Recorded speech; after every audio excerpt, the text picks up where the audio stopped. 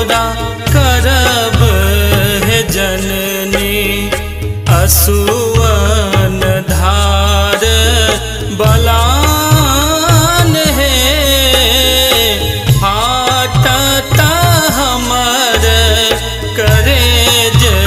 हे जननी लागे मासून दलान हे कोना का विदा तोरा करब हे जननी कोना का विदा तोरा करब हे जननी।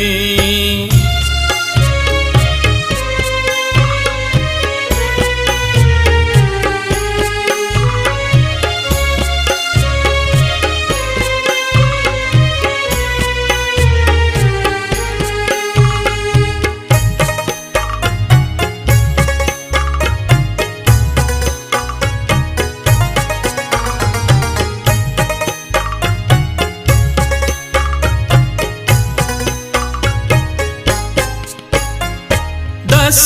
दिन सौ घर आंगन चमचम धरती स्वर्ग समान है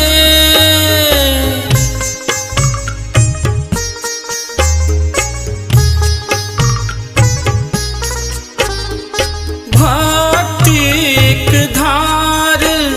बहय छल अविरल कण कण धर्म स्थान है आई भी जल नैना सोमा विदाई लागई जायत परान है कोना का विदा तोरा करब हे जननी कोना का विदा तोरा करब हे जननी।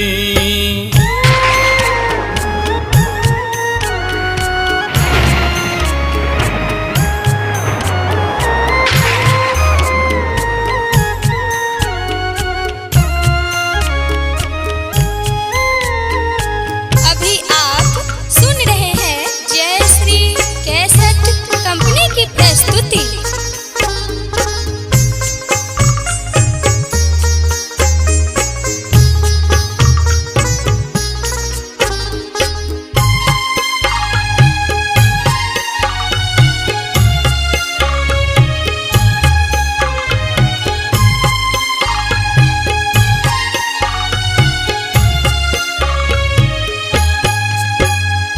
कतेक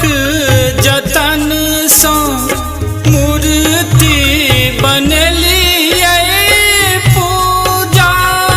केर ओरियान हे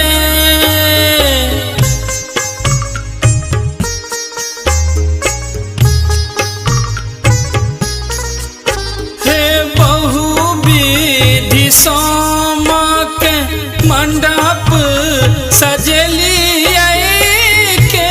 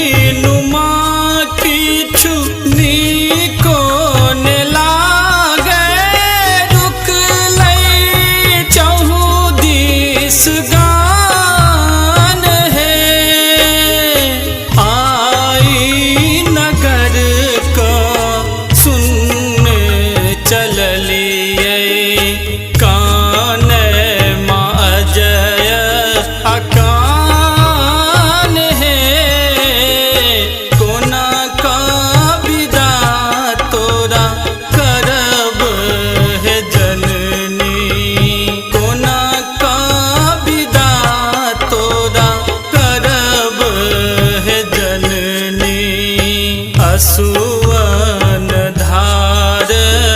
बलान है फाटत हमर करेज